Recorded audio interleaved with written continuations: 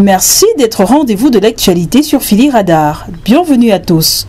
Le tirage au sort de la Coupe d'Afrique des Nations 2024 a eu lieu à Abidjan. La Côte d'Ivoire, pays hôte, est tombée avec le Nigeria dans le groupe A lors du tirage au sort de la Coupe d'Afrique des Nations qui s'est déroulé jeudi 12 octobre 2023 à Abidjan. D'autres matchs de poids lourds opposant le Sénégal, champion en titre au Cameroun, quintuple vainqueur de l'épreuve, tandis que le Maroc, premier demi-finaliste africain de la Coupe du Monde, affronte la République démocratique du Congo. La Côte d'Ivoire, en quête d'un troisième titre à la CAN, affrontera la Guinée-Bissau lors du match d'ouverture le 13 janvier à Abidjan, le centre économique. Le choc entre la Côte d'Ivoire et le Nigeria sera le plus attendu des 6 rencontres du groupe A. Le Maroc a été versé dans le groupe F avec la RDC Congo, la Zambie et la Tanzanie. Les Lions de l'Atlas n'ont remporté qu'une seule fois la principale compétition africaine de football en 1976 en Éthiopie. Leur meilleure performance depuis lors est d'avoir terminé deuxième derrière la Tunisie, pays organisateur en 2004. Le Sénégal, champion en titre, est dans le groupe C avec le Cameroun, la Guinée et la Gambie, 5 fois vainqueurs de l'épreuve. L'Afrique du Sud affrontera la Tunisie, le Mali et la Namibie dans le groupe E, tandis que le Ghana se mesurera à l'Égypte, au Cap-Vert et au Mozambique dans le groupe B. Le groupe D, composé de l'Algérie, du Burkina Faso, de la Mauritanie et de l'Angola, complète le tableau d'un tournoi qui atteindra son apogée lors de la finale du 11 février. Le régime militaire issu d'un coup d'État au Niger a ordonné mardi à la coordonnatrice de l'ONU dans ce pays, Louise Aubin, de quitter le territoire dans les 3 jours en dénonçant les entraves des Nations Unies à sa reconnaissance internationale. Le secrétaire général des Nations Unies, Antonio Guterres, regrette profondément l'ordre d'expulser Louise Aubin, a déclaré mercredi son porte-parole. Cette expulsion va entraver les capacités de l'ONU à accomplir son mandat et perturber le travail essentiel au Niger, où 4,3 millions de personnes ont besoin d'aide humanitaire, a insisté Stéphane Dujarric, ajoutant que cet ordre était contraire aux règles internationales applicables aux représentants des Nations Unies. La décision du régime militaire a été prise au lendemain de l'annonce par les États de la suppression de quelques 500 millions de dollars d'aide économique au Niger et alors que la France commence à retirer ses soldats du pays à la demande des militaires au pouvoir depuis le 26 juillet. Le président ivoirien Alassane Ouattara a démis vendredi de ses fonctions son premier ministre Patrick Achi, en poste depuis 2021, et annoncé la formation prochaine d'un nouveau gouvernement à 2 ans de la présidentielle. Monsieur Ouattara a signé un décret mettant fin aux fonctions du premier ministre, chef du gouvernement, ainsi qu'à celles des membres du gouvernement, selon un communiqué lu par le secrétaire général de la présidence, Abdourahmane Cissé.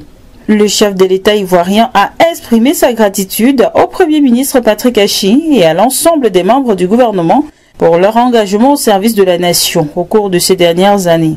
Cette décision était attendue ces derniers jours en Côte d'Ivoire, le président ayant informé les membres du gouvernement d'un prochain remaniement lors du dernier Conseil des ministres le 28 septembre. Patrick Achi avait été nommé en mars 2021. Il avait démissionné en avril 2022 avant d'être reconduit à son poste lors d'un léger remaniement. Le député national et homme d'affaires congolais Edouard Mwanga Chouchou a été condamné à mort par la haute cour militaire pour des faits de complicité avec la rébellion du M23. Propriétaire d'une société minière, élu de la province du Nord Kivu où sévissent ces rebelles, il avait été retrouvé dans les propriétés d'Edouard Mwanga Chouchou des armes de guerre et autres munitions. Sa double nationalité congolaise et rwandaise n'a pas non plus plaidé en sa faveur. Il faut dire que c'est l'aboutissement d'un procès ouvert au mois de mars 2023 en République démocratique du Congo. La haute cour militaire a reconnu la participation du député national Edouard Mwanga Chouchou Izi au M23 et ce dernier est condamné à la peine capitale et au paiement de 100 millions de dollars américains pour complicité avec un mouvement insurrectionnel et trahison. Lors de ce verdict, le vendredi 6 octobre, le principal accusé Edouard Mwanga Chouchou n'était pas dans le box. Son co-accusé, le capitaine Moussa Malira, qui lui a été acquitté, était présent et a pu suivre la dernière journée de ce procès à rebondissement. C'est au mois d'août dernier que le ministère public avait requis la perpétuité contre Edouard Mwanga Chouchou, 70 ans, propriétaire d'une société minière stratégique et élu de Massissi dans la province troublée du Nord Kivu à l'est de la RDC. Selon la haute cour militaire, Edouard Mwanga Chouchou est également détenteur de la nationalité rwandaise. Notons qu'en RDC, la peine capitale est souvent prononcée mais n'est pas appliquée depuis 20 ans et est systématiquement commuée en prison à perpétuité.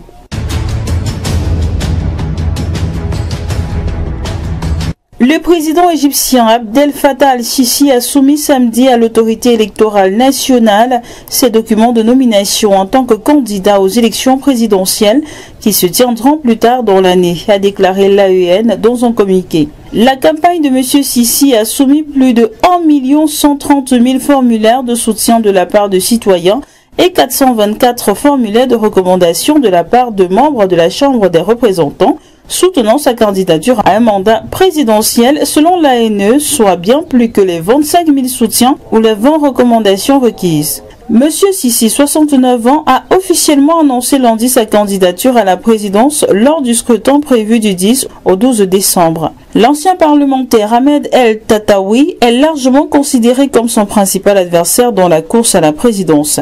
Monsieur Sisi a accédé à la présidence en 2014, un an après la destitution de l'ancien président Mohamed Morsi par l'armée égyptienne. La destitution de ce dernier a fait suite à de nombreuses manifestations contre sa présidence d'un an et son ascension avec les frères musulmans qui ont ensuite été interdits et désignés en Égypte comme une organisation terroriste. En 2018, M. Sisi a obtenu un second mandat et en 2019, des amendements constitutionnels ont prolongé les mandats présidentiels de 4 à 6 ans et lui ont exceptionnellement permis de se présenter pour la 3e fois. Fin de ce flash d'information. Merci de l'avoir suivi. Abonnez-vous et activez la cloche de notification pour suivre toute l'actualité sur Phili Radar. À très bientôt.